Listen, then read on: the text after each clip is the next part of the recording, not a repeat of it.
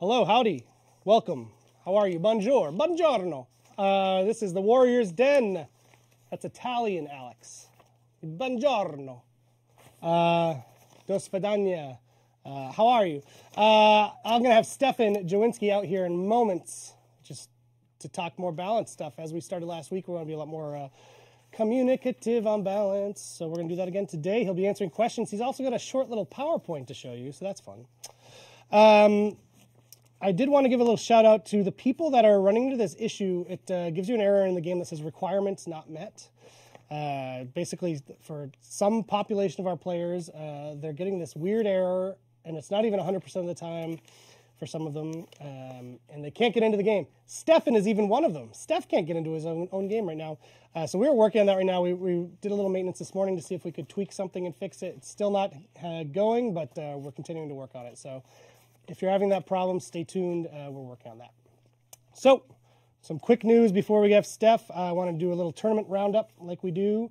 So let's dive in with the first tournament from For Honor Esports. Open Cup Europe number 15. That's the right one. You did it. So that is a PC 1 versus 1 this Saturday, 7 p.m. CET or 1 p.m. Eastern time. Thank you, Kenneth. That's so helpful to have this my time zone. Kenneth helped me with these today. That has a €10 prize, apparently. Get yourself a sandwich. And also from For Honor Esports, the Turkiye Turnuvasi Amateur number 4 for PC 1v1. It's on Sunday the 25th at 7 p.m. GMT +3. Less helpful, Kenneth. Less helpful on that one. I don't even know what time zone that is. That is a prize of 100 Turkish lira. This is baller time. And now from For Honor Arena, PC Series number 2. Boom. It's a PC 2v2 series. That's on Sunday the 25th at 3 p.m. Eastern time.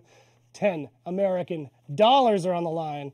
And PS4 series number 7.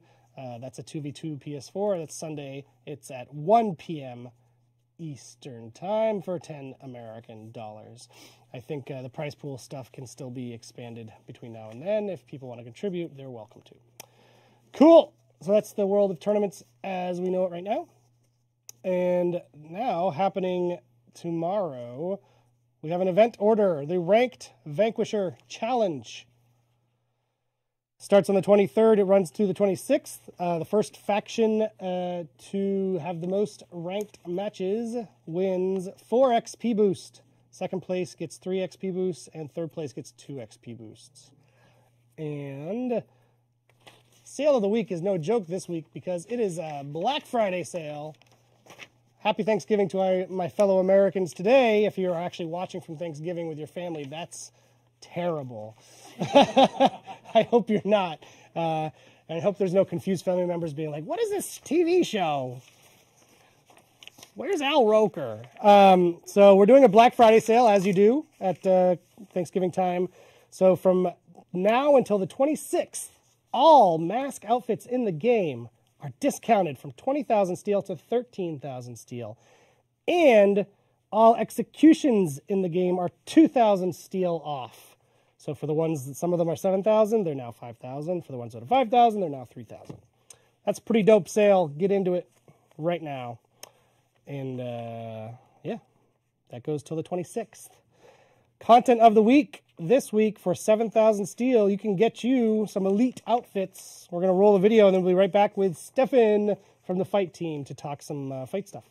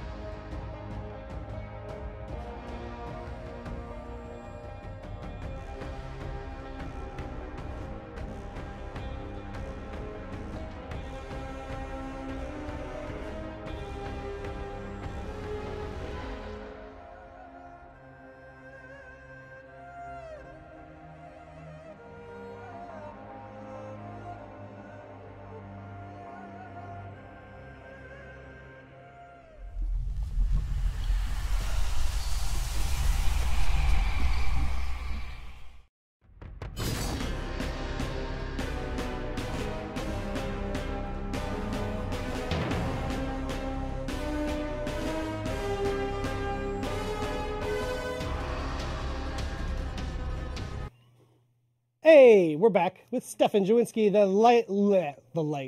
lead fight designer of the fight team. God. It's a mouthful. Hello. Team lead. That's what I'm trying to say. How are you? I'm well today. How are you? How have you absorbed all the memes about you over the last week? Yeah, you know, it's a bit scary, but it's fun too. So as long as everyone has some entertainment and then some information. That's right. Combination. Yep. Well, welcome back. Thank you for coming back. I also wanted to mention, I forgot to say at the top of the show, the Season 7 State of Balance blog should be up right now. Don't run away to it because that's why Steph's here. This is sort of the live Steph version of it, and then you can go read it after the show and see if there's anything he missed. But this is the live and in person. So Steph is kind of going to talk through some of the findings of our Season 7 data. Yeah, it's pretty cool. So you can check it out. Let's show my PowerPoint presentation. Look at that. Oh my God, I can't believe it did. You're like Oprah. So it's like Drew Gulak, but you know, Oprah's fine too, I guess. Okay. Steph, whatever makes you happy makes me happy. Thanks.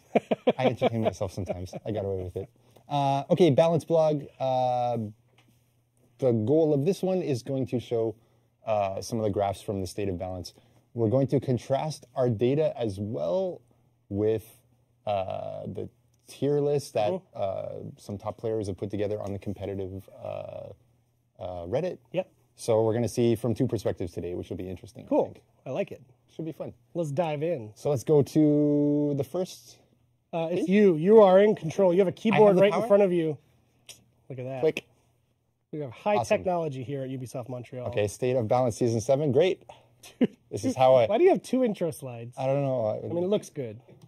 I just like yelling PowerPoint. I don't really know how to make them properly. Keep that full screen. You don't need to do Steph picture. No, exactly. Keep me out of there. The numbers there. So, Season 7 is what this information is. Dual, Platinum rank and above from patch 1.27 onwards. So this is different from what we've normally done. Exactly. Usually we do the top 2.5% of all players in 1v1 duels. Yep.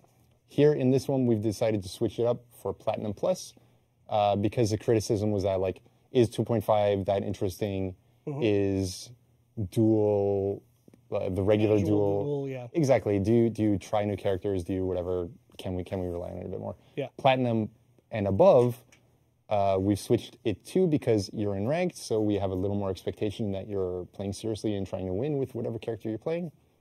And the other reason we picked Platinum and up, and maybe not top 100 or top 50 or whatever you might be thinking, is to get enough representative data in each of those little boxes that you see there. Right, you need each of the face-offs to have enough instances. Exactly, and you can imagine that, yeah, we're even maybe pushing it with, like, I don't know, Warlord versus Shigoki or something, Cell. Yeah. Even at the Platinum and up level, but our data guy told us, hey, watch it with those, but we think we're close enough that we're not going to get in too much trouble by showing Platinum and above for that. Cool. So that's where we're at. And why do we do patch 1.27 and onward? It's because 1.27 fixed the stance switch bug. Yep, for the assassins. For the how to say it? The non-reflex guard heroes. Yes. That were able to stance change too quickly if you did stance change to stance change. So we think this is a better representative sample than the full Season 7. Yep. Okay, and what's interesting here, Conquer is still at the top, but at least is below 60, so that's nice. Valkyrie. Yeah, I see a lot of surprise about Valkyrie. Can you see the chat? I can see wherever the chat. you are. Okay, you got. I don't put it in front of you because I don't want you to get distracted or scared off. Valkyrie got the Season 7 rework, and Warden got the Season 7 rework. Both are in above the 50%.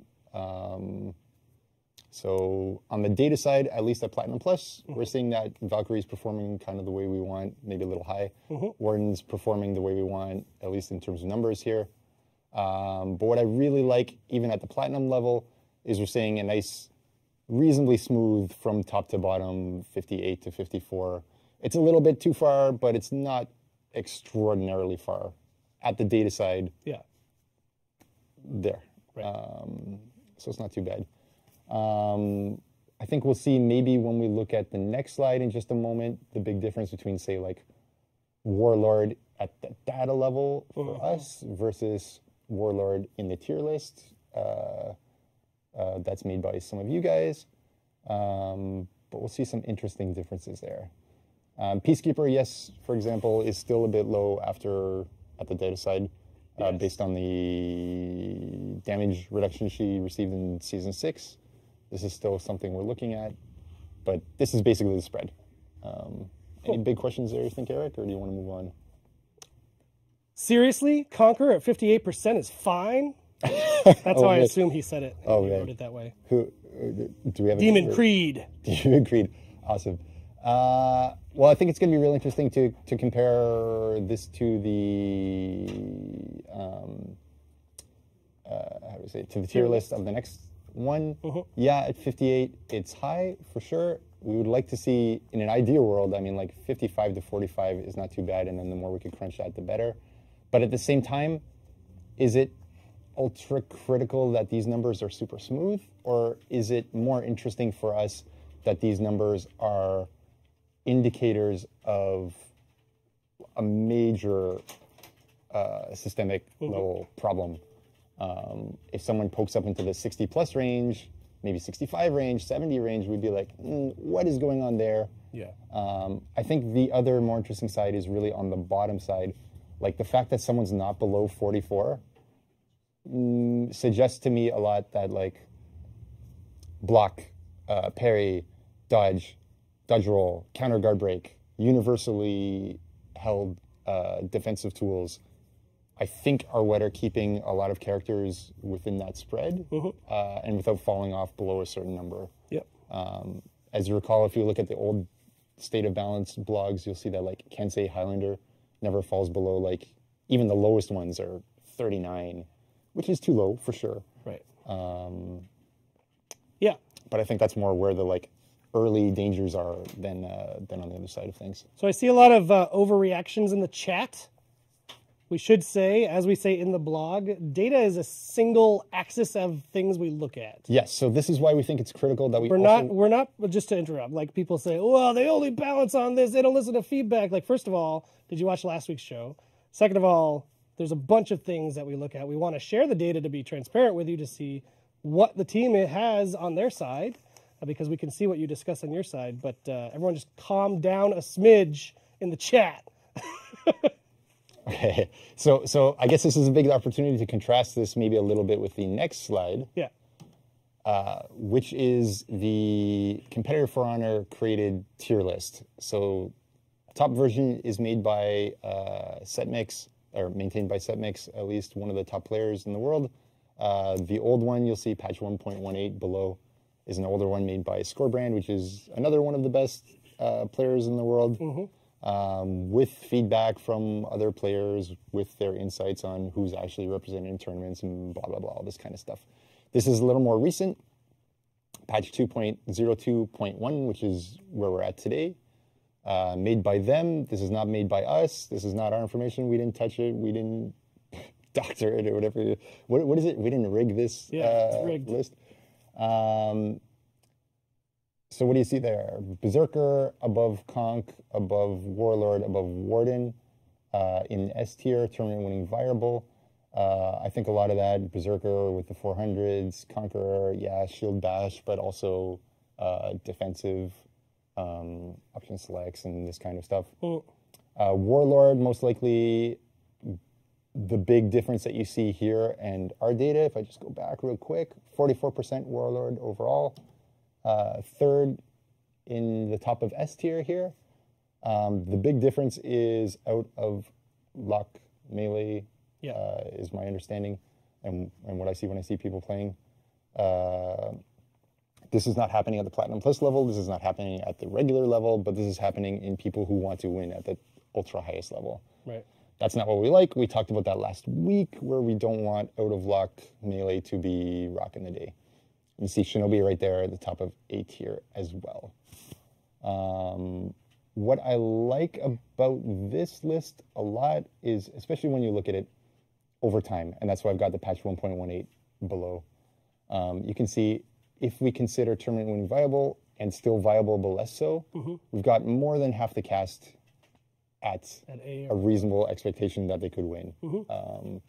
And then not viable, not bad, which maybe we have to get some clarification from these guys on exactly what that means. Like, is there a dream that those guys could win? If you're very have their good oats at in them, Nobushi, who knows? Or is it just that their kit is close enough to having it, but they just need a bit of a kick, which is maybe the improving offense stuff that we talked about before. That could help. That could be a big thing. But if you compare it with the other list below, you can see, 7 out of 18 at the time as viable. Like, that's super low. And I think what I'm trying to show with this is that if you believe in the dual tier list overall, rather than our data, that's totally fine. But you can see we're heading in the right direction this way.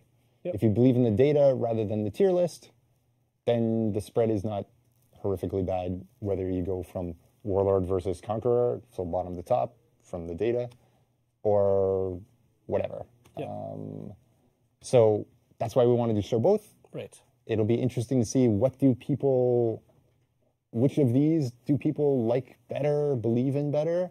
Is there some different data set that you would think would be better? That's why we switched from top 2.5% overall to Platinum Plus.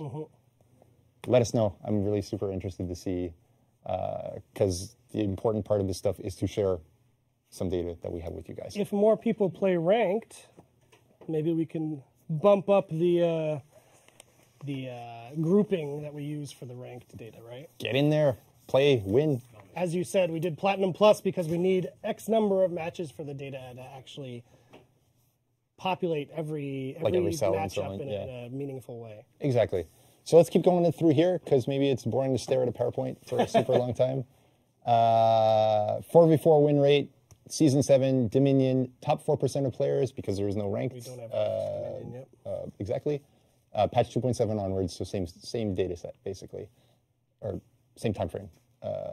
Kensei, the top, 54.6, all the way down to Peacekeeper, 43.2.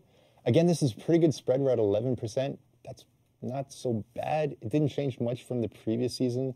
Top 5 shuffle around a bit, but it's basically, I think the overall shape of it is more or less the same. So nothing major to discuss in that way, I think. But you see, like, Shugo's way at the bottom, and that kind of feeds into why we're Shugoki, missing. improvement, Season 9. Yes. There you go. Yeah. Okay, re-announced. So everyone's clear, it's happening. Okay, let's contrast it with the Dominion tier list. So same thing, top one made by Setmix, recent, current gameplay. Bottom one, patch 1.18, so almost a year ago. They still have Shaman and Nobushi as top mandatory picks. And then most of the cast is sitting there as reasonably pickable in A tier, so that's really good. B, not viable, but not bad. You don't really see them in tournament play too much. I have seen them in like first round and stuff like that, but they don't seem to last too much. And then C, you never see them picked in tournaments these days. Right. Dominion, just to contrast with about a year ago, you can see Scorebrand's description of the tiers there on the far right. Mandatory S, so a year ago you had to pick a Nobushi and a Peacekeeper and a Shaman, and that was your team, and you picked one of these 5. And you're insane if you didn't. Right. So 3 from S and 1 of A as you like, and nobody from the rest of the game. Yeah. So yeah, tribute tournaments, Dominion tournaments were pretty bland that way. Pick wasn't really interesting. Versus today, you do see a lot more flexibility. Variety. So yes, same deal. If you believe in the data, it's not looking horrific from that side. If you believe in the tier lists, we're moving in the right direction. If you believe in something else, please let us know. They do. They all believe in different things. It's a lot of shouting. A lot of Awesome. shouting, not a lot of agreement, even amongst themselves. Perfect. So, you know, that's fighting games. All right. But, that's it, I think, yep. Yeah, so that blog you can see right now on ForHonorGame.com. Again, pay close attention to the, like, the addendum that we add to all the different things we look at. We don't only look at the data. We don't balance only on the data. We don't only listen to data. Player feedback is a huge part of it from different groups too. And tournaments also play a big part of it because we are trying to look at what the competitive scene is doing with these characters. And that's why we're looking at the tier lists, things like that. We play on the floor. We play at home when our accounts aren't bugged. But we're out there all the time looking at all these different things. So we're hearing what you guys have to say. And I hope last time we showed a little more that we are a little more plugged into what you guys are saying. So hopefully also showing both the data set and the tier list will show maybe there's not that big a discrepancy between what you're thinking and what we're thinking. But I guess we'll see in the chat. Yep. Cool. Well, we've prepared a ton of questions to also answer on the fight topics. So let's dive into those. Yes, we have a transition, Max. Yes, we can do the transition.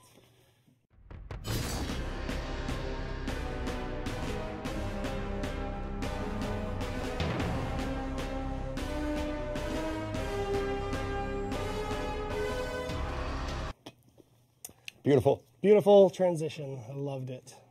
So, shall we dive in? Please. Okay. So yeah, we've gathered a bunch of these from across the community over the last few days. So thank you to everybody who submitted questions. We obviously can't do all of them because I saw like thousands, but hopefully these are representative of a lot of everyone else's questions. So, Pinko Palino 97. What do you think about the current state of Wulin heroes in terms of balancing, Chang Jing in particular? This is an interesting question. I think mostly they're doing pretty good. Data-wise, Shaolin, Tiandi, and Nusha are sitting around 54% win rate in Platinum Plus duels. So not too bad. At the high end of the grouping, data-wise, so strong, but not too strong. And I think they will descend over time as people learn to use them a little more than the first couple weeks. Early data, so from that side. Chang Jing is interesting because he's sitting too high right now in our data. He's sitting at 61%, or sorry, 62%, so just above that whole curve. And what's interesting there is the tier lists that they have. He's the only Wulin that is in B tier. The others are all sitting in A tier. So there's definitely that discrepancy there between like how is he in our data, how is he perceived at top level play. I understand too, in regular play, it's difficult to parry him, for example. There's some animations that have some problems of like, he hits you here, but it seems like he should hit you here. So there's a lot of times I think people are like, I parried it, or I should have parried it. Right. And it does seem that way. So that's a bug that we're fixing. Is damage a little too high on Chang Jing and or Shaolin? I mean, we buffed it before launch because it was a little too low. It's something we're keeping an eye on. Will the bugs be enough to fix it? Will people over time settle that difference between data and initial impressions and tier list? So it's kind of like we're hoping it smooths a little bit, but we're keeping an eye on these guys. Cool. Okay. Conk is fun and engaging. When the team sets up, what degree a character... When the team sets up, to what degree a character can feint attacks, as in how deep into the animation it can be when feinted, is how believable the animation is considered. There was talk about how feint windows can be too tight to let opponents get tricked by them, but I'm curious if you have any sort of non-gameplay elements in mind, such as not letting people feint when they're already mid-air when deciding these things. So I think early on we spent more time worried about where exactly is the perfect, beautiful moment for an animation to be feinted versus not feinted. The example that I always think about is like Kensei top heavy unblockable finisher. Used to be feinted, I believe, at 600 MS before the strike happened. It used to be the jump, the spinning jump attack, which now is Nature's Wrath, if I got the name right. But it had to be feinted at such a time that it didn't look like crap when he's in the air or he or she is in the air. So that was a big driver initially. And more over time, we understood that, hey, if you feint 600 before the strike, then actually that gives the opponent minus reaction window, minus, whatever latency, still a fair enough time to see that it was actually a real attack, and now you can parry it, or it got soft canceled, and now you can parry those. So in the Season 5 rework, we made that 400, and we've kind of standardized that across the board. Some of the concerns we have is like, hey, can we make that slightly later so that it's slightly more difficult to understand feint versus real attack? This is something we're keeping an eye on, but we're at where we're at right now, and I think it's in a better spot generally. Cool. I think this is the same person. Conk is fun and engaging. The max punishes available to characters tend to be rather volatile. This is not to say they change every patch, but they are some of the things that shift the most when characters are altered, many times without even being mentioned in patch notes. Question is, how intentional is this, and is there a set logic behind it, as it seems rather inconsistent from a player point of view? So I think it's another case of like over time it's become more and more intentional from the gameplay side. Especially new heroes like the Wulin, we try to say, what is their guard break punish? What will their parry punish versus heavy or light be? What will out of stam punishes be? Or at least, usually in the out of stamina case, it's more, what do they turn out to be based on the timings that we've put for the other things that we were worried about initially? And then, is that too bad, or is that okay? And if not, do we adjust based on that? I think most of the time when you see like the volatility, I don't want to air quote that, I just want to say the volatility of it, there we go, is it can be very difficult to be aware of all this stuff if you're not ultra deep into it. For example, I would expect a game designer on the fight team will have much more cognizance as to, if I change this, maybe it will change that, the out of stamina punish, or the guard break out of stamina punish, or the blah, blah, blah, whatever. Whereas, like, someone else who's not a game designer and or not on the fight team is maybe not quite as aware that, like, if I change this movement phase on whatever thing, now I'm slightly too far away to make it, or I'm slightly close enough to make it, and now I am getting a bigger punish. Now I'm getting 2 heavies instead of 1, or 1 heavy instead of 2, or whatever. And something you think is a good, innocent bug fix that solves something else is now actually changing that. And that's super hard for everyone to keep in mind, because if you don't know the thing that you might break, how are you going to do that, right? Not break it. And then you won't be able to tell, QC, hey, can you test this because maybe I'll break that. Right. Like, it's going to happen sometimes, and that kind of sucks, but we're trying to do our best to make sure it's as smooth as possible. Cool. Glitch Hunter 33 on the next page. Any news on increment of 33 millisecond attacks, such as 433 and 466 millisecond attacks? In your internal testing, how much of a difference do 33 milliseconds do, both in terms of attack speed and parry feint windows? So we're still working on this. Nothing to really say at this time. I'm certain we'll eventually have something that will include this in some way. But you can imagine if we went from like 600 to 566, maybe no difference, right? But 500 to 466 or 500 to 533 starts to be some difference, and I think at each individual interval along those lines.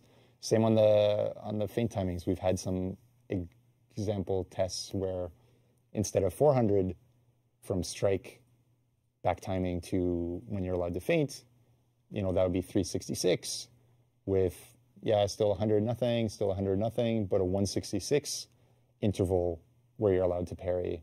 And that doesn't change too much really the feel of, did I get my parry or not? But it makes the feint more and more believable. So this is the kind of stuff we're playing around with. Not there yet, but... Cool. In your last Knight Ramey. In your last tech test, you were testing varied MS increments on Raider. This allowed him to get heavies on a guard break. Are you guys still working on adding varied MS increments into the game? So basically same answer. I mean, like Raider's case, really was just a test case and not specific to Raider. Right. But as we saw that like nothing horrifically blew up in the game because of it, you know, it allows us to continue to work down that path to understand, will it do what we're expecting at certain different attack or feint or whatever timings. For me, honestly, I feel it's promising, but there's a lot of work still to be done. Cool. Same person, Knight Remy. In one of your tech tests, big fan of our tech tests apparently, there were some changes regarding stamina damaging attacks. Specifically, constant stamina drain moves had no effect on out-of-stamina targets. You guys claim this was part of a bigger stamina system change. Is this still being worked on? Again, still a work in progress. Honestly, it's a little less priority than other topics at the moment. Certain things make it bubble up and bubble down as we go. But, I mean, I think the general feeling of like, hey, when I'm out of stamina and I get hit, I either no longer drain or it just pauses or it doesn't pause even or whatever. It's a big pain point for a lot of regular players and players on the floor, development team members who come to my desk and let me hear about it. So I think you have a fun job, Steph. I like it. I have fun actually. Cool. Nusha's traps. Oh, this is still Knight Remy. This guy asked a lot of questions. I'm sorry. Nusha's traps are not guessing games because they have such long recovery times after a whiff. Is it possible to reduce the recovery time on her traps so only well-timed light attacks can beat her trap attempt? I mean, that could be one way of doing it. Basically, it wraps into the same 33 MS stuff that we were talking about just a moment ago, and improving offense and reduction of reaction windows and stuff like that. The angle that I think would be most successful would be the trap itself is 400 again, right? It's same as like a feint to the hit timing is 400. If that could feel less or be less or maybe some combination of both, then that could become, rather than a reaction, back to the prediction side of things, and I think that would make it much more successful. Would it have to be nerfed in terms of damage? Almost certainly. But I think that's a place that would be most successful and actually most interesting as the mind game that it's trying to be. Rather than like, oh, you missed it and therefore you don't get punished. It's, no, she asks a question of, is it real heavy? Is it feint? Is it trap? And then your prediction, her prediction versus your prediction becomes super interesting. Cool. The next couple are kind of general questions that a lot of people have asked, so it doesn't have a specific attribute because lots of you have asked it. So, will there be more use of test servers for testing some balance changes or general changes to the game? I'm going to answer this one because I wanted to know the same thing. So I've talked to a lot of folks on the team. It's something that it seems like everyone wants to do, like when we're looking in the 2019 space.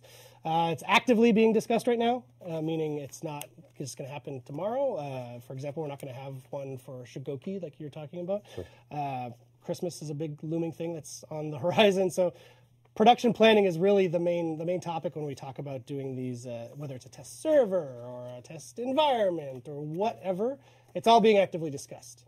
But so we don't have a plan to present or anything, but I did want you to know that this is a thing on everyone's radar that I think seems like most of us all want to do. So we just have to find a way to make it work that doesn't then sacrifice the efficiency of the teams and slow them down further. So stay tuned on that one. This one's for you, Steph. Aramusha. I saw a lot of reactions to the data with Aramusha being so high. One thing, I don't know if we clarified, that data set is a combination of PC and console. That's correct. So that might be a reason why Aramusha is a little higher, or is it the same? Maybe. I mean, like internally we look at combined data, we look at separated data, we look at Platinum Plus, top 2.5%, full player base, different thresholds between and above and whatever we can do. Yeah. The placement of Aramusha and a fair number of heroes fluctuates in this. but nobody slides from like the top to the bottom or anything Right. ultra crazy like that. But you'll see outliers here and there when you compare. I mean, they do change around. That's true. I mean, like one of the more famous cases that I remember was before, I want to say in season 3, somewhere in there, Kensei was this awesome example where like 30 whatever percent, right, high 30s, 39 or whatever, at the top level of play. But when you mashed everyone down, Kensei suddenly was like the noob killer, right? Character was doing very well, was beating everybody, was complaining. People were complaining about it. Right. And Kensei didn't get nerfed from that point, right? I think people learned to play against it a little better, realized that the dodge was something you could bait out and then punish against those kind of players. And then, in fact, we reworked the character 2 seasons later, or a season and a half later. Yep. And yeah, it fluctuates a little bit, that's for sure. But I don't think it's like, I don't know how to circle back to Aramusha to finish off that sentence. Well, whatever. Well, I'll ask you the specific question on Aramusha that we have. Please elaborate on the reasoning behind the recent changes to Aramusha. That was in the Marching Fire patch. This is, again, not a specific question we got from one person. There was a bunch of people asking, so this is sort of a summary question. Okay. If I understand the changes made to Aramusha for his Infinite Chain, these were done because things were confusing to newer players. Why not do something to teach the player about it instead, like removing the indicator for the guaranteed follow-up light or adding a special indicator to let someone know how the combo works? So generally, this kind of answer, like the more we have to teach various mechanics that aren't really that mandatory to understand, the more to create a barrier it is to understanding what's going on, obviously. When we do it for something really big and we hope meaningful, yes, that's totally important. When we want to do it for something like the exact example I think here is side heavy guaranteeing top light. So guaranteeing is a tough word in this game because it's guaranteed in a 1v1 scenario where the other guy's not falling and everything's all good. But it wasn't guaranteed if someone else hit you first and then I hit my side heavy, but actually you would play the in reaction, hit reaction, so you wouldn't get comboed, right? So how does that work? How does that work against like external indicators, all this kind of thing? There's a lot of big questions that way. If it was side heavy guarantees side light, then sure, we could treat it like Orochi or Shinobi or Warden or whatever, right? Like totally fine. But that's not the way the Aramusha combo or chain system worked, and still doesn't. So I think the better answer is like putting the same damage or mostly same damage up front on the side heavy. Then okay, right? You got your first hit. You spend less stamina, I guess, right? If you care about that, but then you still have your next choice, and I think that's more understandable for the opponent and just as rewarding for you. It's not quite the feeling of going bang, bang, bang right through, but really you're just going bang, bang anyway. You weren't going bang, bang, bang. So, yes, mechanics when really necessary, but in this case, I don't think it was necessary, and I think it's a much more cleaner and elegant solution to that. Does it solve all of Aramusha's problems? For sure, no. For sure. But I'd rather not create a new problem that we then have to solve, which would not help him either. Right. Okay, cool. Here's one from Illyrian King. What do the devs think about giving Lawbringers, Shigokis, and Raiders heavy attacks unparryable property and let them profit from chip damage instead of introducing more bashes and lightning-fast guessing stuff? Offense is facing a wall, as you said. This would allow attacks to remain slow, but even neutral and chained heavy attacks would be viable for such slow heroes. So I'm not keen on introducing a new attack type, which is blockable but parryable. Wait, blockable but not parryable? Unparryable, yeah. Blockable but not parryable. I'd rather you got unblockable and unparryable, like a melee, that we have today, or toe stab, or that kind of stuff, or unblockable but parryable like we have today. Yeah. At least it's clean and readable and follows rules that we have there. In terms of, offense facing a wall, the chip damage, I mean, is good, right? It would be nice in that scenario to chip the guy. But then, I mean, why not just have it be bash and then light, or toe stab that automatically does damage or something like that, and just do it in one hit, and we're good to go. But yeah, I think Shugokis will be not complaining that they're not able to attack starting in Season 9, at least. Because they got some cool stuff. Cool. Or cool ability to reach things that they have that aren't doing it today. Chat seems to be with you on the unparryable not being a good thing. Yay! one point. Hey, you found common ground. This is one I wanted to answer. It's not a balanced question. When can we expect to see the next set of maps to be introduced? And how many can we expect? That's from Krilltick. It's not a balanced question, and I'm not going to give you the exact answer, but if you've been playing For Honor long enough, you kind of know how we do it with maps. Ask someone in chat what they expect for maps. We still have a maps team, so that tells you something, but I can't give you any more specifics after that. But, maps.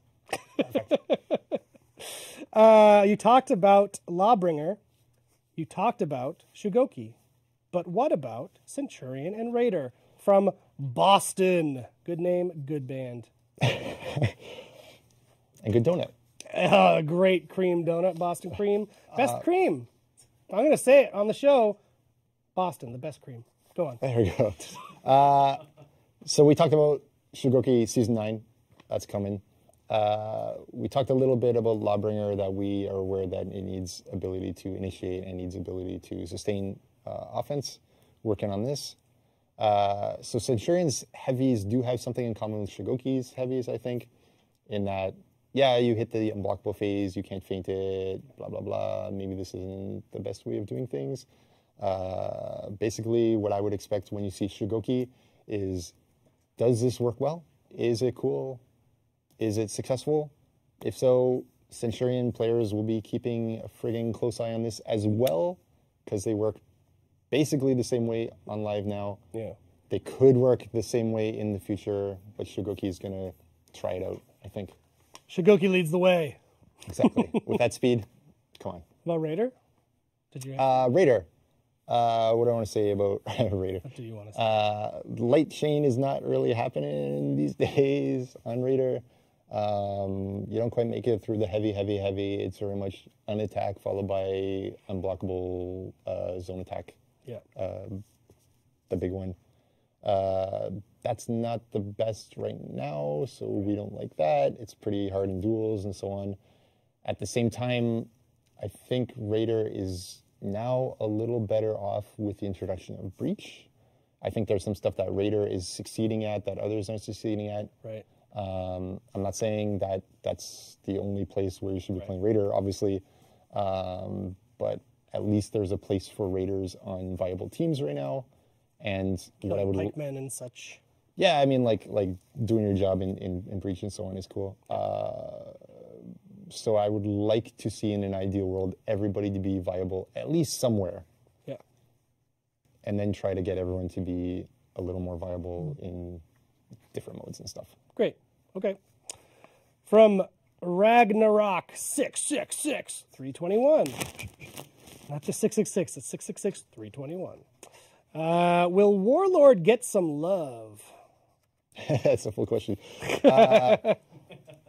Okay, so you saw the interesting data versus tier list stuff there. The big difference that we saw, I think, is that Warlord Sprint Melee is too good in duels, too useful in duels. We don't want that to be the way that you play Warlord in duel. We want you to be doing your lock combat stuff. Is it going to be a little headbutt focused? Can we put you more on the chain than we are right now? That would be the hope. Can we nerf Sprint Melee to make that less viable? That's the goal. I would say let's go in that direction. Let's try to compensate him for the loss of that or the reduction of that. Yeah.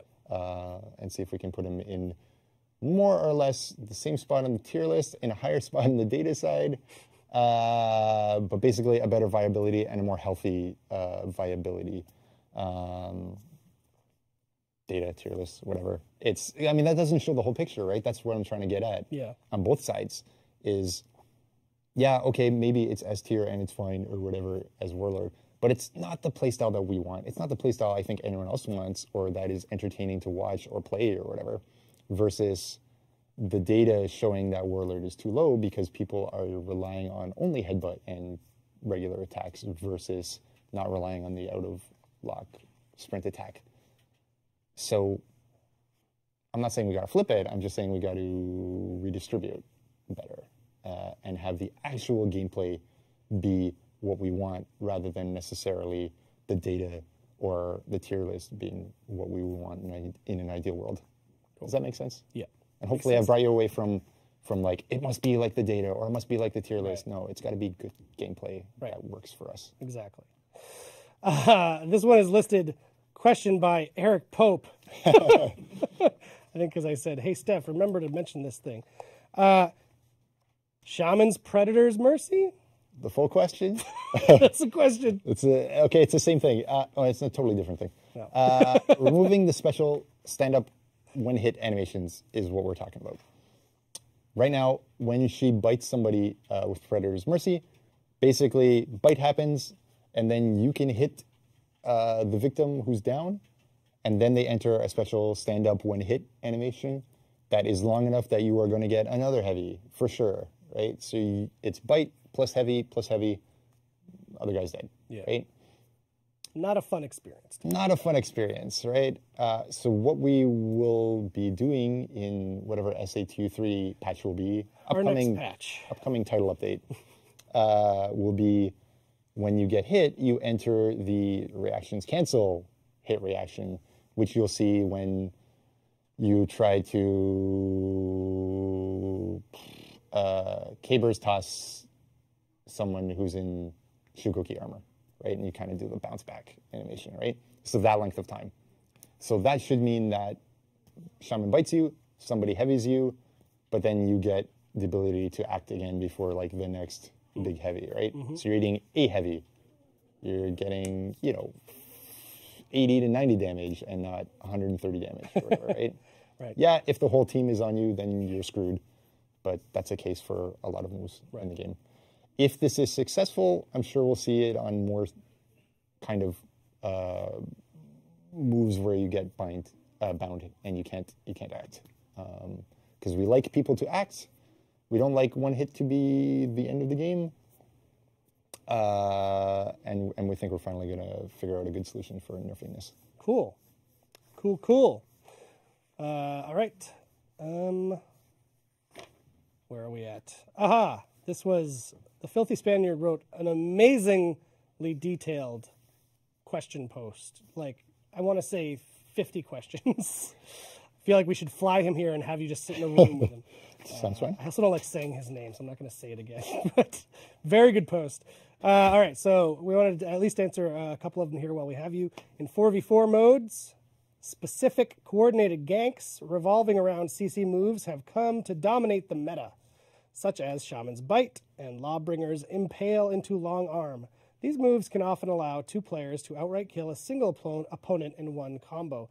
Is a gank meta something that the fight team wants to address at all?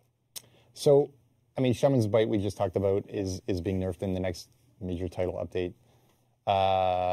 Shugoki's Hug is another one that we're basically wanting to do as well. It's the same system. Once you're hugged, it's heavy until you die. Not big fans of that. Should this be the same for some number of other moves? Maybe Lawbringer Flip, maybe Shinobi. I can't remember what it's called either. But Sickle Rain, these kind of things. If yes, I think that'd be great. I think it would make a lot of sense. Should it go as far as even other moves like throws, which have super armor right now? That's starting to get a little more of a question mark. So let's start with Bite. Let's see what happens with Hug, and then we'll slowly move our way forward, depending on how that goes. Cool. Another one from the Spaniard. A stamina issue, particularly with duels at high levels, is the ease at which a player can sprint away from their opponent and quickly regen all their stamina back. This can also be an issue in team modes where faster characters can easily disengage and escape unfavorable fights. Are there any plans to change stamina recovery after unlocking or while sprinting to address this issue? So I think the core problem there is how easy it is to generally disengage, either with like dodge roll or unlock run or whatever. It can be very difficult for opponents, even reasonably properly spacing, to keep you near with some option, whether it's, some kind of dodge forward attack, or whether it's heavy feint guard break that you would hope the guard break would catch a dodge or whatever. This can be very difficult right now. That's the part that I think we should be looking at to try to reduce the ability to run. If you're 10 meters away and you turn and bail because you're in Dominion or Breach or whatever, that's kind of how it goes, and the slow guy's not going to catch the fast guy. And I think that's okay. It's just the really frustrating one is when you hit somebody once and you're like, okay, time for my cool mix-up, and they bail, and none of the things in your mix-up can stop that. Yeah. Like, that sucks, yeah. Right? Let's start by fixing that, see if the problem is resolved generally, and then if we need more, we'll look more. Got it. A couple more. This one I'll answer because I already answered it on Reddit, but Koopa da Troopa. Have y'all picked up on the new glitch that won't allow you to get your 4th feat in Dominion? Yes, we have picked up on that. We're aware. We're investigating it right now with the team, so thank you for reporting it to everyone who reported it. It's an annoying one, so we're on it. And I think this is our last one for old Stefan from A Golden Yeti. Any plans to fix iframes overruling deflect frames for side attacks? It makes deflecting side attacks really difficult.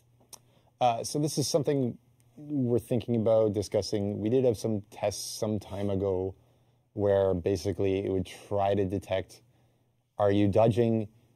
Do you have the ability to deflect? Is it a thing that you can deflect? Will everything line up nicely? And therefore, yes. The problem that we didn't want to deploy it at that time is like, yeah, it works great if the only thing that's happening is someone is throwing like a light attack or something at you, right? But it doesn't work so well when something else is happening, right? There's another player who wants to attack you. So should you dodge to dodge that, or should you deflect to deflect this? And therefore now we have to detect that thing, and this thing will hit you or won't hit you, and you can see with like just one other player suddenly becomes a huge mess. We would like to make that more comfortable, but right now we don't want to spend a big amount of time trying to get a really comfortable and like good feeling in all situations solution at the expense of trying to do some of these other things that we think are higher priority topics right now. Cool. Speaking of priorities, I saw someone ask it, and I feel like this would be a good thing. You already talked at length last week about it, but can you maybe reiterate the top priorities the fight team is tackling right now? Because I think there are probably some people who watched this week, didn't watch last week, and that sort of thing. Sure. I mean, for us, like the top 3 priorities basically are improving offense, and this means like generally we believe reducing reaction windows. So that, something like a light opener, which maybe isn't super successful at opening, can do it. Some of the mix-ups that, we feel should be successfully mixing are not. That's where we want to aim. That's priority, one of the 3 top priorities for us. Another one is revenge gain in 1v1 scenarios when you are in a 4v4 mode. That prevents people from fighting 1v1s. The example I gave last time was Conqueror is unable to beat someone 1v1 in Dominion because they will get revenge first. My point wasn't that like, oh, poor Conqueror.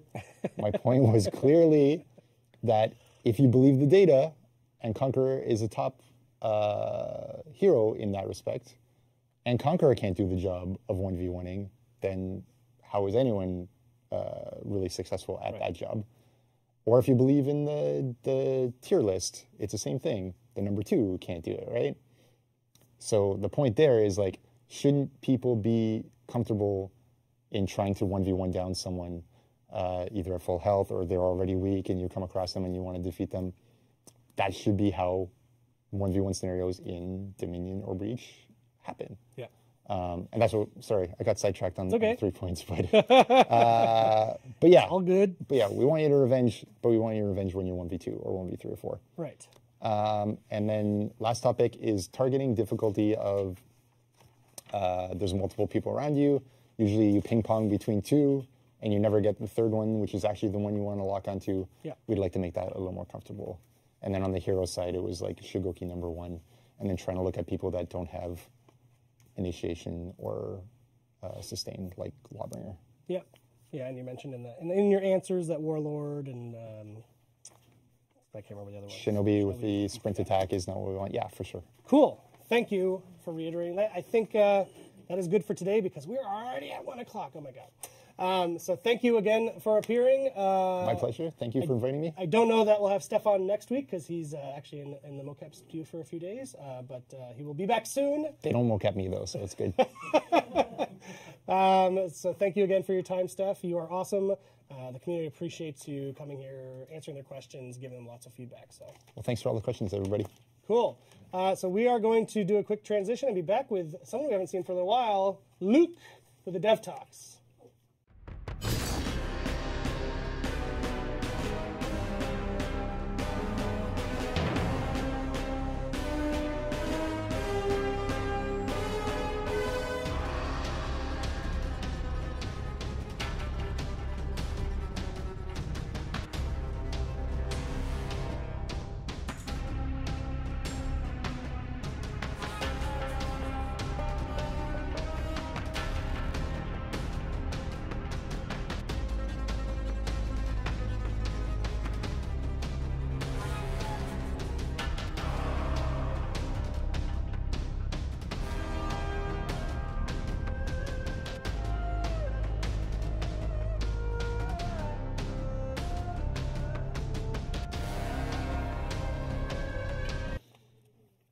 All right, we are back with Mr. Luke Duchesne. Hello, Welcome. Mr. Pope. You don't... I asked for Luke. I don't know who this guy is. Who is this guy? I'm Luke. But actually, it's... like, I think the last time I came here to do a dev talk, I said we shut those like months and months ago. Mm-hmm. So this morning I was watching it, and I was like, holy shit. It's not the same. I'm not the same guy anymore. But that's okay. I'm a better version now. Super Saiyan powered up. Exactly. So I wonder if they'll do the same with the Shigoki. So he's losing weight. We're not going to take weight away from the Shigoki. Don't worry. No, I'm making jokes. First, let me start by wishing to our American friends a happy Thanksgiving. Thank you very much. Yes. So to you, it's like usually you're not with us on that day. You go with your family, but now you're not allowed to leave the country. Exactly. I'm locked. So he's locked in Canada. For good. No, not for good, but for... Until I get my permanent residence, I'm Exactly. literally not allowed to leave the country. Yeah, those are the rules. When you apply for those things, you have to stay in Canada. So Yep. happy Thanksgiving. I'm sure a bunch of you are spending time, some good quality time with your family this weekend. Yes. So use it. Eating turkeys, which is something I cannot eat. Ever again? It's the way turkey's done with the surgery I had. It kind of, I don't know, like in the range of food, Yeah. one of the most difficult one To digest? to digest. Ah, damn. Yeah, and my mom makes an amazing turkey for Christmas, or for New Year's Day, sorry, not for Christmas. So yeah, so I wonder how I'll be able to, if I'll be able to eat that again. I didn't eat turkey in over a month. Oof. Yes, I had the other day a turkey burger, and Didn't go well. no, not at all. You bring your leftover turkey to me. I'll take care of it. Okay, that's good. That's good. So who do we have for the Dev Talks this So today for the Dev Talk, we have Frédéric Antoine Marcoux. We call him FA. You'll see in the interview, the first thing we said on the record to say, okay, we're going to say FA because Frédéric Antoine is quite long. And now, like, usually I do the interviews and I don't watch them. I let somebody else handle the editing, and Max is editing, and Matty is making the relevant cuts because sometimes they're really long, and this one is quite long. Yep. And since it's been a while since we shot it, I watched it this morning. And so conspiracy theory will start again because of the Viking. Another Viking. Yes. But we have a list of like 15 people to interview in the next 3 weeks. And I asked to not have Vikings.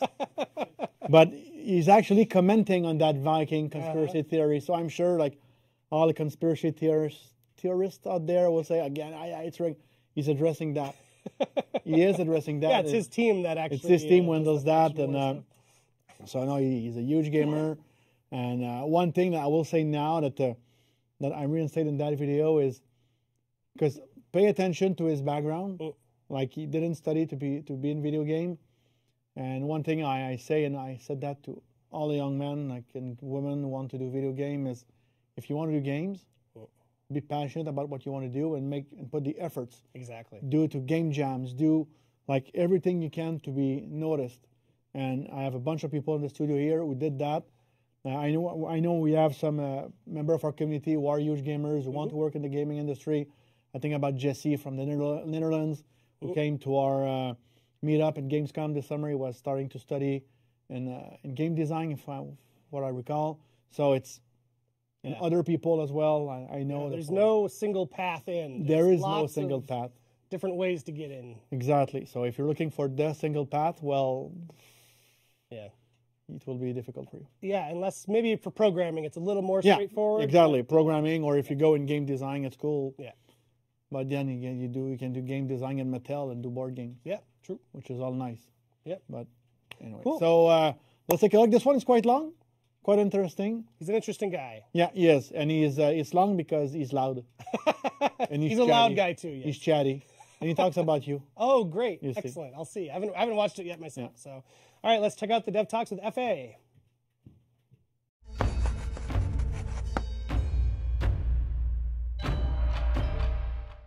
Hello everyone, welcome to this week Dev Talks. We are meeting Frédéric Antoine Marcoux, Production Manager on For Honor. Hello FA. Thanks for having me. So we call you FA. Yes. If I say Frédéric Antoine to every single question, yes, the interview will be longer. And it's because there's too many Frederics on the project. Exactly. So whenever you say, hey, Frederic said this, then it, Then it's, yeah. So FA. Yes. So for how long have you been on For Honor? About 2.5 years now. Oh, I thought it was longer than that. No. It's more because I'm very loud. Yeah. You tell me. Yeah. No, so Night Viking or Samurai? Vikings. But it is an interesting story. When I originally joined the project, though, I went to Jason and asked him, I don't know which I am. Like, I can't choose. And he asked me for the reasons why, and he said I'm part of the very small portion of the population that can't choose. And they have very strong reasons why, all three. But through the course of production, I settled my heart on Viking, which I don't regret because we win the faction war. Yes. Don't say that too loud, though. Oh, okay, sorry. Especially because you're the production manager Yes. in charge of the faction war. The faction war, where Biojad, Yes. as a Viking, was working on the faction war. If I'm not mistaken, Mariana is working on that. Yes. She's a Viking. And the main programmer, Elise, on that, as well as on the presentation team, they're all Vikings as well. So there is no conspiracy. No, none at all. It's just what happened. Yes, Demi has actually asked us to look through the data and see, why are the Vikings winning so much. We've been dragging this on. We can't find out why. That's good. So, production manager. So what does a production? We've seen on the show associate producer, designers, animators, a bunch of different jobs on the project. But what does a production manager do? Okay. So I'm in charge of what we call the player engagement team, which is a whole bunch of topics. So I work with very talented developers, programmers, designers, testers, and our role is to develop features around progression, the faction noir, for example. Some of the new features that we brought in, like the visual collection, comes from our team. And my role specifically is to look at the planning, establish the priorities with the direction. So I work very closely with Damien, with our associate producers, with all the director team, yourself, and see what are the what are the things that we need to tackle, which are the features that are most prioritized, most important for our players, for the game as a whole, and then my role is to make sure that that happens, basically. So I'm more of a, like on the floor with the... Okay. And what kind of background do you have? Because it is not a, like if I compare with an animator, for example, Yes. or programmers where it's super technical, your job seems to be more like management style. Yes. So what kind of background do you have? I have a background in management, Okay. so I studied at HSC, which is business school. That's where we know each other from, actually. Same, yeah. But I actually worked in recruitment before. So my entry into the game industry was through recruitment. So I worked at 2 other studios before joining Ubisoft Okay. 5 years ago. And that was kind of my entryway into... Okay, so you worked in other studios before Yes. Ubisoft. Okay. Yes. And you were doing recruitment there. Yes. And at Ubisoft, you joined in recruitment. No, I joined in the technical group. Okay. More in the communication side. Okay. And then moved on to production management. Interesting. You see, there's again. Yeah. I think I said that in every interviews I've been doing so far on Dev Talks. There's not one single path Yeah, there's... to get into video And games. I wish that back when I was younger that there was actually more schools and programs that offered this, because I had to kind of, you know, wiggle my way in a way, whereas I didn't have a formal, there was no formal path to say, hey, this is where you want to go. I knew I wanted to go there, but it was... So working in video games was your objective? as a kid, yes. Okay. And I'm curious because when you're a kid and you want to work in gaming, and despite that you decided to go in management. So like you didn't try to go as Because an artist because or- I didn't think there would be any in French we would say débouché. There was any paths, jobs available? Yeah, any jobs available for that. It was just very early in the whole industry. For me, it was always something that was very interesting. That was very. I was very impressed by that, but I didn't know actually what I could do to do that. So, as a kid, I wanted to do it, but then it kind of phased out, and it's really at university and after that I said, no, this is my passion. Okay. At one point, I sold my car, I changed apartments, I took a roommate on, and I was ready to go in QC, and really did because to get my foot into the industry. But luckily, the person over there saw, hey, no, you have a recruitment background, and we were looking for a recruiter, and then the rest kind of unfolded from there. I think one common thread that I see with all the people I've met so far is they were willing to make sacrifice Yeah. to get into the business. And for you, like you sold your car, got a roommate. Some other people moved from one other country to another. So for me, it's really passionate. And for me, it's one lesson for everybody watching. If like you're big gamers and you want to work in the gaming industry, first, there's no like path, and two, you have to make sacrifice and to invest in your time and your talent to make it happen. So it's thanks for sharing because I think it builds on everything I've seen so far. Yeah. So you're a big gamer, that I know. Yes. You're a huge gamer. Yes. So as a gamer, and I know you're opinionated. Yes, I am. As a gamer, Yes. not a production manager. Okay. As a gamer, do you go and share your thoughts on Reddit? On Yes. games Oh, you play? yes, I do. You do? Eric Pope often mentions that I'm more on Reddit than him. I think he's a bit annoyed by me. Oh boy, that's scary. Yeah. Yeah.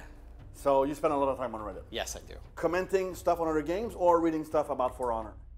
I don't comment on our game because that's up to the com devs to do. I do comment on other games as a gamer. Nobody knows what my handle is, so nobody knows what. But I always try to remain as positive as possible. I don't criticize the other studios or anything like that.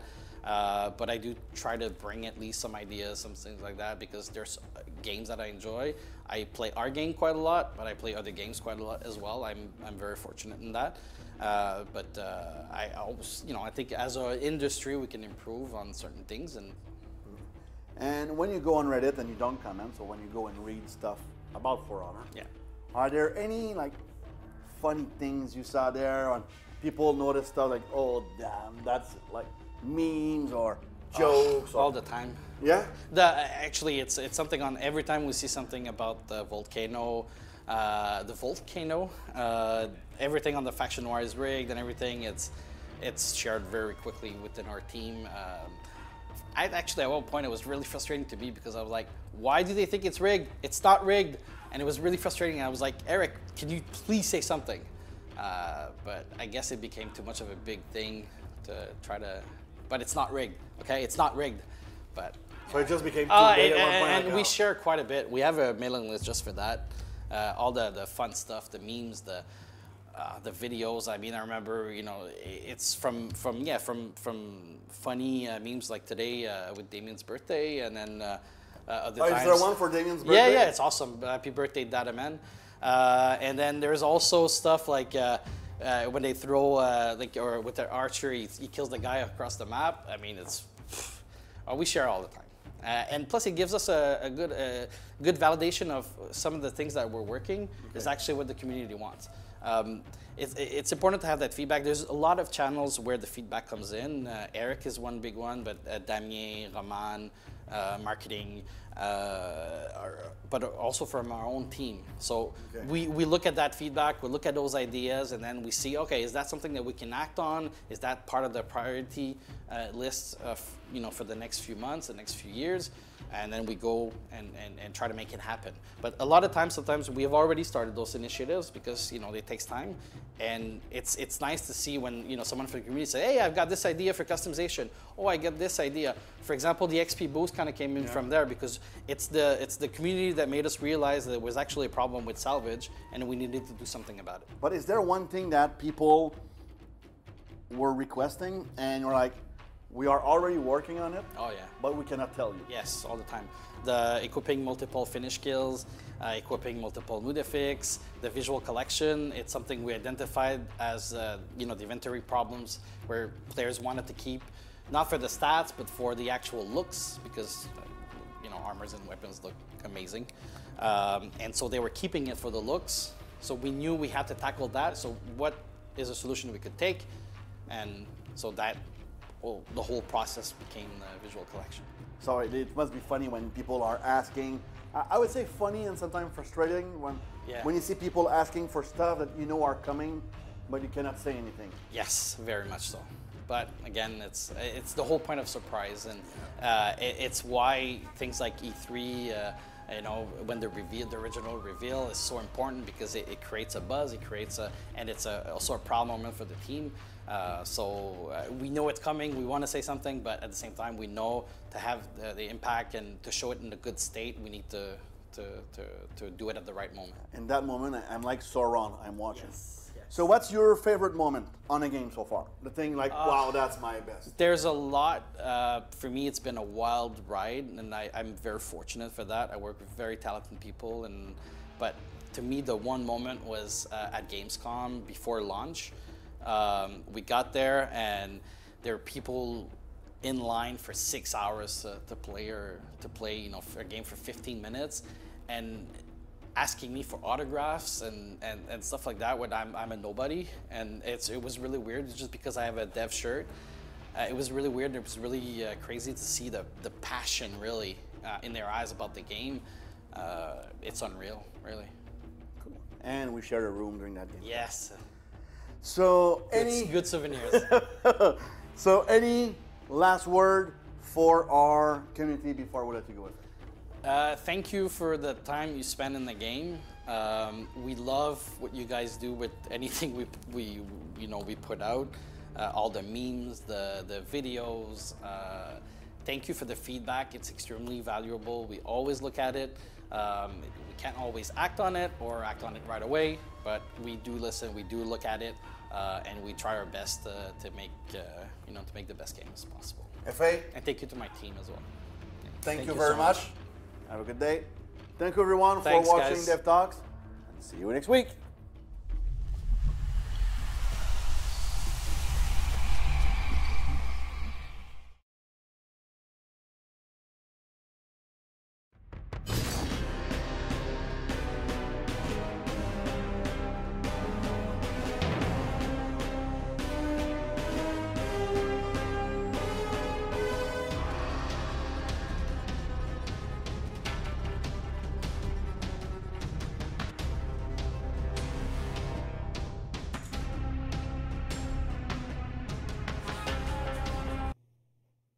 Hey, you've definitely changed. I did. I don't know if anybody noticed the difference. Amazing. All right. Max wants to do a side-by-side comparison. Well, Max has lots of ideas, as you know. So let's jump into Community Corner. If you've never seen it before, this is where we show clips from the community. Usually we grab them from Reddit, YouTube, all that. So if you have a fun clip, post it up. Or it doesn't have to be fun. It could be good gameplay, anything like that. Post it on Reddit. And the good ones always float to the surface. Yeah. All right, so let's... Okay, Max is very excited about the reaction cam this week. So, Luke, you're going to be on camera while we're watching these videos, is what he's saying. Luke's like, what? Are you fucking with me? Usually I answer emails. I know. And this is, Max has hatched a plan. He thinks so I have to stay focused all the time? He thinks... I try not to move. He thinks it will be fun for our viewers if they see us react to the videos we're watching. So let's see how it goes. You tell us if this works for you. All right, video number 1. From Dream Transition, It's a Trap.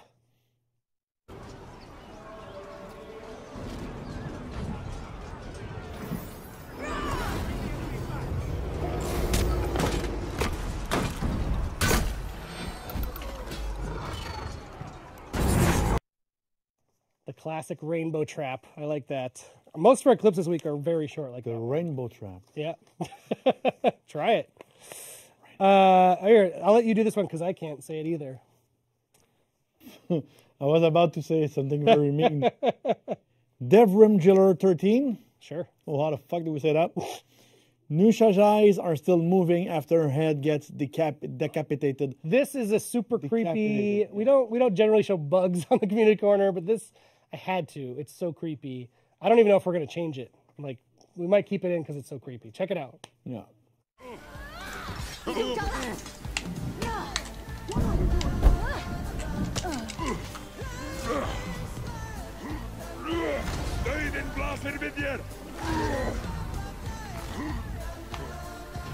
Victory!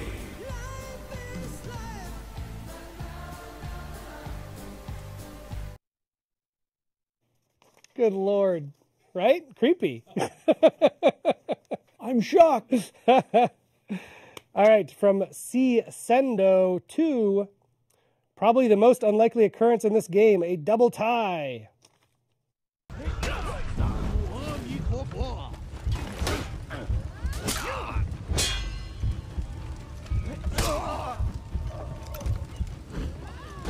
Tie game. I feel those double tie always remind me of Rocky. Yeah. You know, when he finally the final blows, and like a day after Creed 2 came out, which I need to go see what I might do tonight. I need to see that too. Still haven't seen Bohemian Rhapsody, by the way. Same. Like punch and fuck, that's what it reminds me. The freeze frame where they're both gonna punch each other. Yeah. You want to do a freeze frame? All right.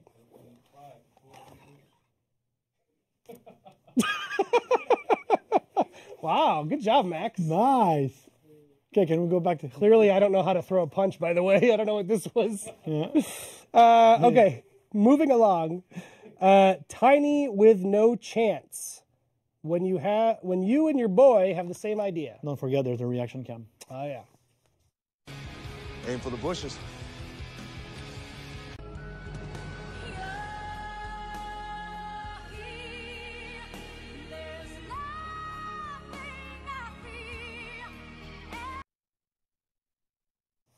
Do you smell what the Rock is cooking? They're saying he might be the next president. I'm serious. They're saying he might run for president. Like at this point? At this point. No. I never talk politics on the public. We're on number 5. Yeah. Butter Raider. And that's a very long video, so we need... Yeah, we have a reaction cam for 2 minutes? Shit. I might hide. Remove Wulin. I disagree with that. We're not going to remove the Wulin. No, we're not. So let's watch that. Check it out. Yeah.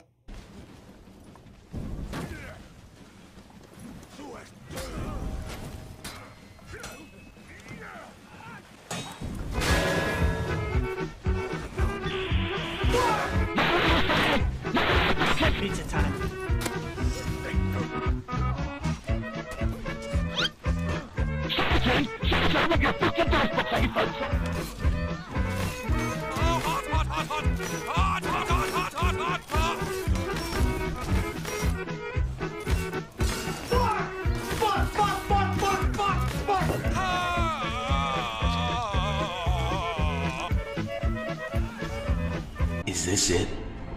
Is this the end? What sequence of events brought me to this point? What a...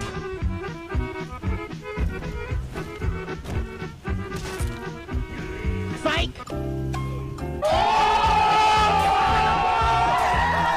Is this it? Is this the end? What sequence of events brought me to this point? What a...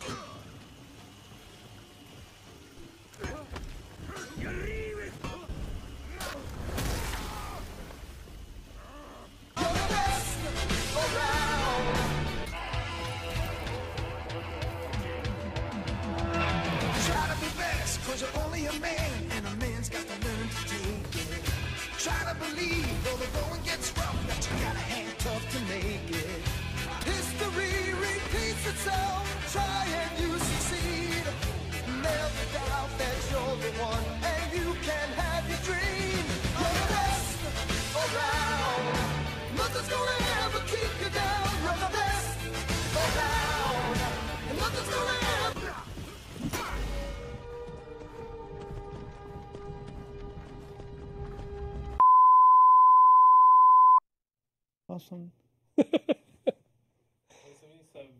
77, the first Rocky, no?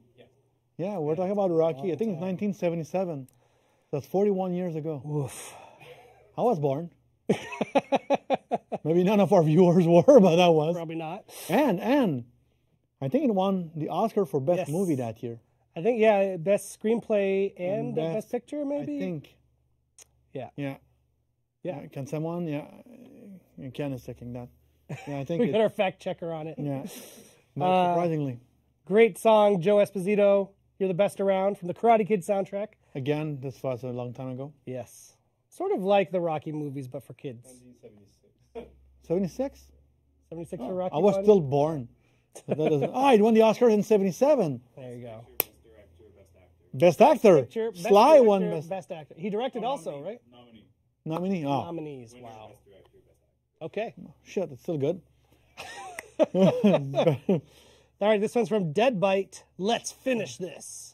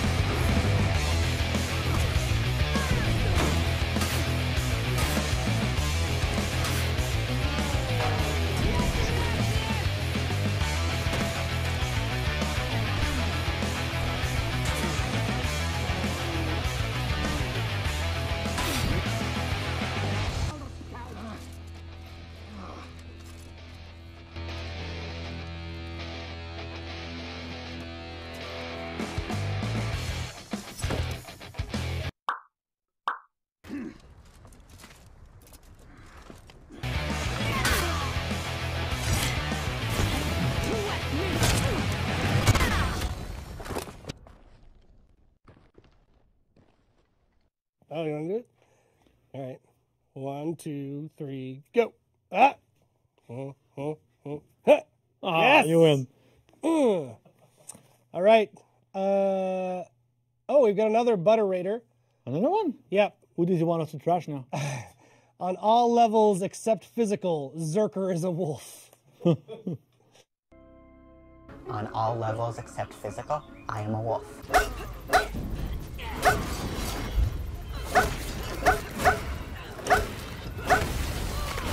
You captured. Butter Raider, good stuff. Yeah. And the next one, a very short video. The remaining one are very short. Yeah, they're all very short from here on out. Yeah, it's Long Dong of the Law 00. Chang Jing Celebration Swagger.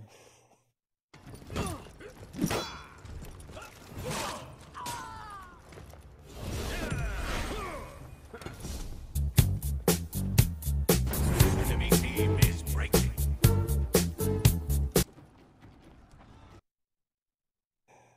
Beautiful. Beautiful. Love that. So this one doesn't have sound for some reason. Always use sound with your videos. We don't like not video. This way I need to do sound effect. Doggo the dog is the dog. That's the username. Doggo the dog is the dog. Nerf Shigoki. Let's see why. See why we should be nerfing the Shigoki here. Oh yeah, this one. This one's good stuff. Just ran through, knocked those orange guys right off. Excellent. We're not going to nerf that. I can relate to that. I don't think. I hope not. Cannot do that anymore. All right, this one. This is a great one. Master James 44, Drop It compilation for Honor Edition, short meme number 8. It's very good.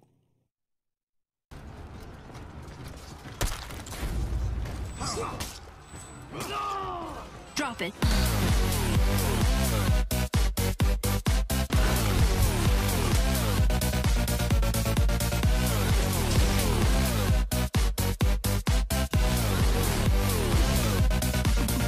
Yeah.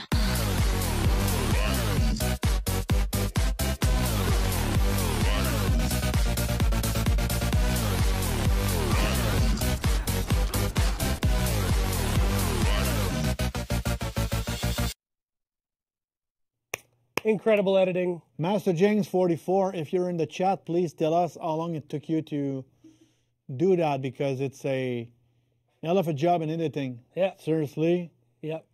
Definitely. Yeah. All right, up next we've got, oh, what? Long Dong of the Law again. Oh, it's Long Dong of the Law again, but for some reason someone wrote it with weird, like, capitals. Yeah, just to mess with you. I wanted him to be here to see this one. He hasn't seen it. Based Stefan absolutely destroys casuals with facts and logic. I know there's a bunch of people who talk about light spam, but please watch those tournaments. If you believe light spam is amazing and unstoppable and whoever attacks first is going to win, please enter one of these tournaments and win it and then tell me I'm wrong. But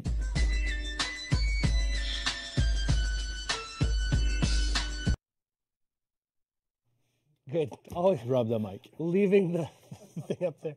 All right. Before you say it, so there were two in the same meme format this week. One shortly after the other. It's from TikTok, which is a new. I am so old. TikTok is like a new Vine, sort of, I guess. So it's like a TikTok meme that I don't understand, but no idea yeah, what this is. yeah.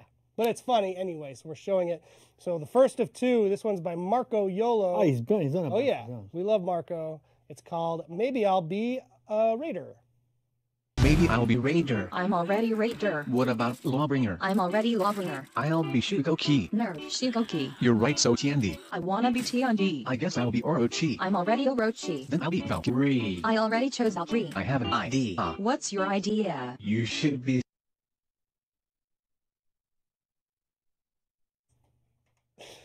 I was told it's an Overwatch meme, I guess. Thanks. And so the follow-up from Benjo Meister, Maybe I'll be Warden. Warden. I'm already Warden. What about Shoreman? I'm already Shoreman. I'll be Shigoki. Nerf. Shigoki. You're right. Lawbringer. I wanna be Lawbringer. I guess I'll be Raider. I'm already Raider. Then I'll be Kensai. I already chose Kensai. I have an idea. What's your idea? You should uninstall Brawl.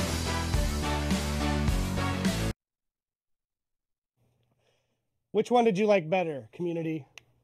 They're both great. But yeah, sorry I'm not always... We're old. It's hard to know the source of a meme sometimes, but there's always people behind the camera that tell me, so thankful for them. Yeah. That is the end of our show, Luke. It is? Yes. We're now going to hand it over to a fine German fellow. Oh. Guten Tag. Yep. No, it's 7:30 there. How do you say Guten Abend. Okay. Guten Abend. MacGyler. Guten Tag. I like MacGyler because it's like MacGyver. MacGyler streams our game a lot. And we thought because it's Thanksgiving in the U.S., let's go with a show MacGyver. Yeah, exactly. Yeah, I don't want a MacGyver reboot. Yeah, there's a new Magnum PI. Yeah. There's a new Hawaii 5.0 has been running for a long time. Yeah. So they're redoing all the same show. Magnum PI is good. I'm not into it. Yeah. I love the originals. This is why. Any recommendation this week, Eric? Any movie recommendations? Oh yeah, the new Coen Brothers movie. The new Coen Brothers movie is on Netflix. It's called The Ballad of Buster Scruggs. It's a Western. It's actually a bunch of short films within, it's all in the Western thing, so it's very good. I'm watching Narcos Mexico right now. Nice. That looks good. It is, but you know what? Like, there's one function on Netflix. Two things. One that I love is when you can jump the introduction. Yes. And the worst is the auto episode that starts. You know why this is bad? It's when you fall asleep. Yeah. on your couch. You lose where you were. And the fucking show, when you try to resume, you have no idea where you were. It happened to me this week. It's lunchtime. I boot up Narcos. Like, I'm going to watch one show. I'm like, yeah, what the fuck happened to this I don't remember guy? any of this. How come he's beat up? I'm episode 5. I'm like, what? I need to go back. I realized I actually fell asleep during episode 3. And I slept the full episode 4. Wow. Until I finally woke up in episode 5. Oh, man. I went to bed. And the next day I wanted to pick it over. Like, where the shit am I supposed to? Yeah. So this is tough when you fall asleep in front of your TV. Oh, yes. Is there a way to turn that off? I think it might be an option. Maybe. Good question. But yes, we're going to hand it off to McGeiler. Give him some love, or Lieb, as it is in German. We're going to... you have a German minor. I do. Ich kann Deutsch. Yeah, I forgot about that. Viel Spaß, McGeiler. Ich liebe dich. All right, that's it for the show. We'll see you next week. And everyone enjoy McGeiler's stream. Go give him some support. Give him some follows. And happy Thanksgiving in the U.S. Yes, happy Thanksgiving.